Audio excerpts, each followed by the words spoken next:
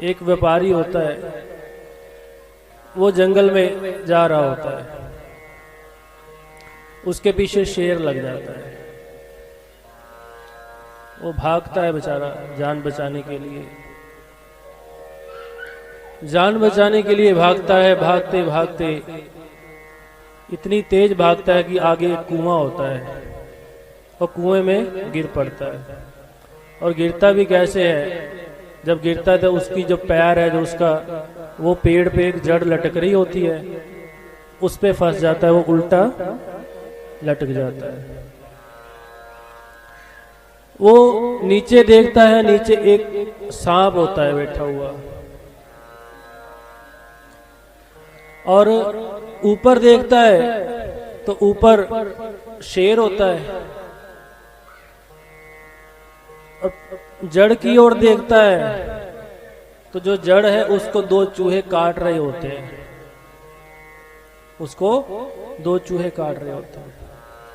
बस इतना ही जब वो देखता है तो उसको पता चल जाता है कि अब तो जो मृत्यु है वो बहुत करीब है। तो वो क्या करता है, वो भगवान का नाम लेना शुरू कर देता है। जो भी उसके इष्ट होते हैं उनका नाम जपी जाता है, जपी जाता है, क्योंकि भगवान के नाम में ऐसी शक्ति होती है कि वो हर कष्ट को दूर करने की सामर्थ्य रखती है। यदि हमारे अंदर भावना हो, यदि हमारे अंदर विश्वास हो, यदि हमारे में पक्की श्रद्धा हो, तो वो बहुत भगवान का नाम जपना शुरू कर देता है।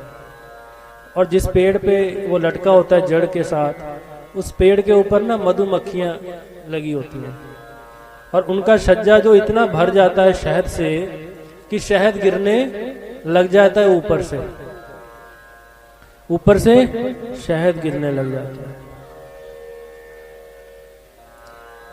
और जैसे ही शहद गिरता है, बिल्कुल ताजा ताजा शहद उसके मुंह पे लगता है, भूख लगी होती है, ध्यान लग जाता है उसका शहद को चाटने में। कहता हाँ कितना बढ़िया शहद है, आज तो मजा ही आ गया। वो सब भूल जाता है कि काल मेरे पीछे लगा हुआ है,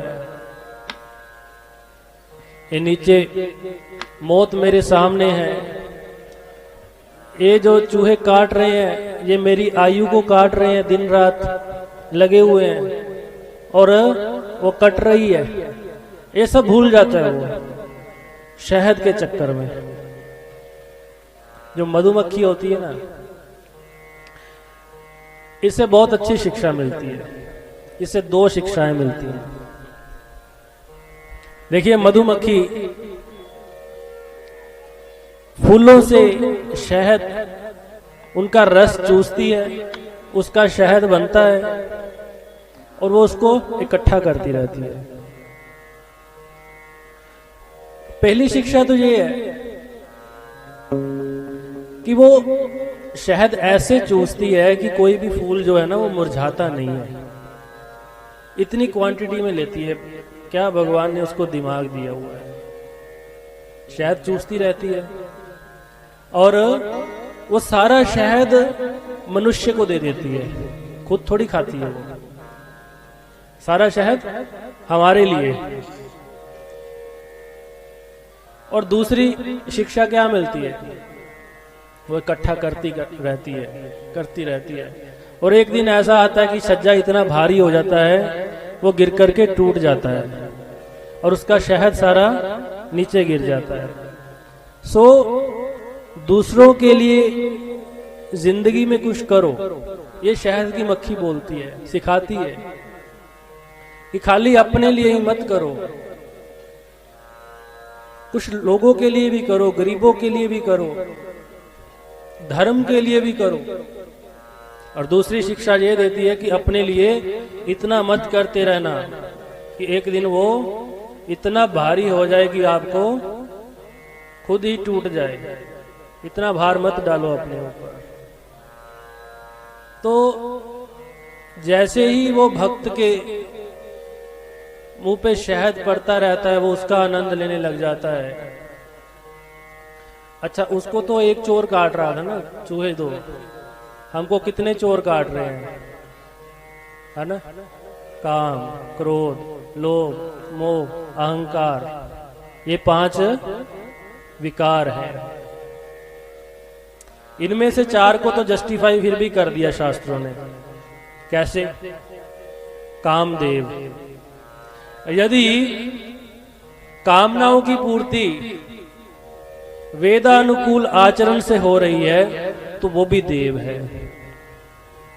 क्रोध शंकर जी को भी आता है, माता दुर्गा जी को भी आता है, राम जी को भी आता है ना? लेकिन वो कौन सा क्रोध? वो वाला क्रोध नहीं कि आपस में अपने घर में सिर फोड़ दो किसी का, है ना? अपने माँ बाप को गुस्से में आके कुछ भी बोल दो, अपनी धर्म पत्नी को कुछ भी बोल दो। वैसे तो नवरात्रे चल रहे हैं, लेकिन थोड़ी थोड़ी बात पे श्रीमती से झगड़ा अच्छी बात नहीं है। साक्षात आपके घर में वो देवी है। इसीलिए बोल रहा हूं कि ये जो शराब पीते हैं ये जानवर हैं। जब घर जाते हैं वो इनका भला मांगती है सुबह से लेके शाम तक, इनके बच्चों के लिए काम करती है सुबह से शाम तक, और शाम को जनाब ऐसे गालियां बकते हुए प्रवेश कर रहे होते घर में। ये जानवर है। जब शादी होती है तो कहते हैं हमारे जैसा तो बच्चा ही कोई नहीं है दुनिया में। ये शराब की बात तो क्या है, इसने तो कभी सिगरेट को भी हाथ नहीं लगाया, इसको तो चाह का नशा भी नहीं है। देखते हो आप, जब शादी करनी होती, कभी सुना किसी से कि मेरा बच्चा शराब पीता है, मेरा बच्चा ड्रग लेता है? सुना किसी ने? He is the best boy in the world, ये तो बड़ा ही शरीफ है जी। और बाद में माताओं बहनों को कष्ट देना शुरू कर देते हैं। तो आपके घर में जो देवी है, यत्र नार्यस्तु पूज्यन्ते रमन्ते तत्र देवता, यत्र नारी न पूज्यन्ते सर्वस्तत्र अफला क्रिया। यहाँ नारी की पूजा नहीं होगी, वहां जितनी भी क्रियाएं हैं वो सब जो है ना मिट्टी में मिल जाती हैं, असफल रहती हैं। इसलिए हमारे अंदर काम को भी जस्टिफाई कर दिया यदि कंट्रोल में है। क्रोध यदि सात्विक है, यदि किसी को बचाने के लिए क्रोध कर रहे हो, किसी गरीब को कोई मार रहा है उसके ऊपर क्रोध कर दिया, किसी गौ माता को कोई मार रहा है उसके ऊपर क्रोध कर दिया, किसी अनाथ को कोई तंग कर रहा है, किसी अबला स्त्री को कोई तंग कर रहा है, वो क्रोध हो गया। ये सब जस्टिफाई है, कोई बात नहीं, कर लो। लेकिन बिना मतलब के जो क्रोध करते हो आप लोग, छोटी छोटी बातों पे क्रोध करते हो, क्योंकि भगवान का नाम तो जीवन में है नहीं। जो भगवान का नाम नहीं है तो शांति मन में आती नहीं है। लोभ, फिर आता है लोभ। भाई बिना लोभ के भी दुनिया नहीं चलती है, ठीक है? बिना पैसे से भी, अब ये कथा हो रही है तो बिना पैसे के नहीं हो सकती, है ना? कोई शुभ कार्य भी बिना पैसे के नहीं हो सकता, सबको लोभ रहता है पैसे का। हाँ, साधु संत सन्यासी इनके लिए वर्जित है लोभ करना। ये यदि लोभ करेगा तो फंसेगा। बाकी गृहस्थ में तो ये होता ही है। लेकिन लोभ ऐसा, लोभ मोह जो है ना, इतना करो कि जितना चाहिए, ओवर नहीं। ये नहीं कि जो 10 20 50 बेशत हुए हजार तो लाख मंगेगी, कोटि अरब खरब असंख्य पृथ्वीपति होने की चाह लगेगी, आकाश पताल का राज्य मिले तृष्णा अग की अति आग जलेगी, सुंदर एक संतोष विनाशट तेरी तो भूख कभी ना मिटेगी।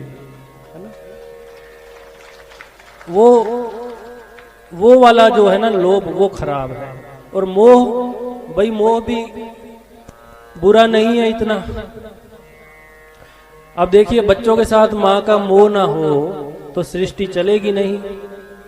ये वाला मोह तो अच्छा है, लेकिन जो मोह धृतराष्ट्र को हो गया था दुर्योधन के साथ कि मेरा बच्चा सबसे ऊपर, ये सारी दुनिया, ये सारा राज्य मेरे बच्चे के लिए है, पांडवों के लिए 1 इंच भी जगह नहीं है, ये मोह। ये आजकल आपने समाज में देखा, भाई को भाई से लड़ाता है प्रॉपर्टी के लिए, है ना। भाई भाई का कत्ल कर देता है, भतीजा चाचे का कत्ल कर देता है, ठीक है। ये जो वाला मोह है ना, ये खराब है। दूसरा मोह खराब नहीं है, जिसको हम कहते हैं बच्चों के प्रति आपकी ममता है। और लास्ट में क्या होता है?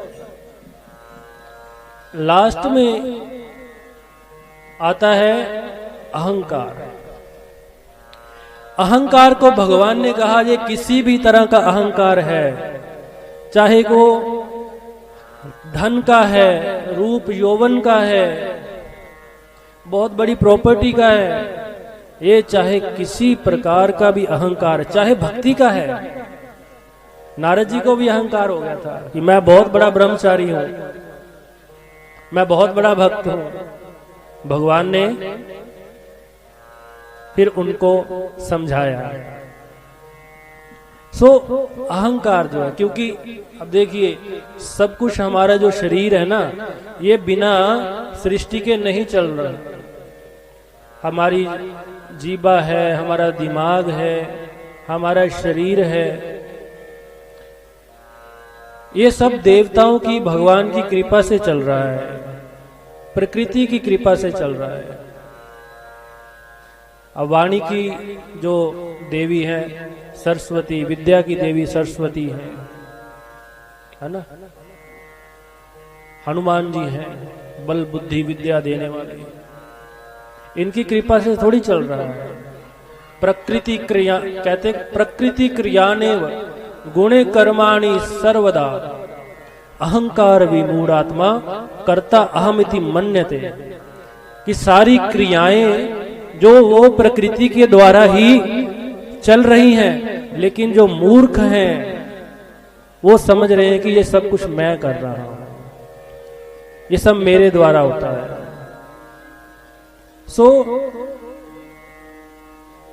हम लोगों को ये जो 5 प्रकार के जो भी आपको बताए विकार, इन सब चीजों से बचना है और हमेशा याद रखना है भगवान का नाम।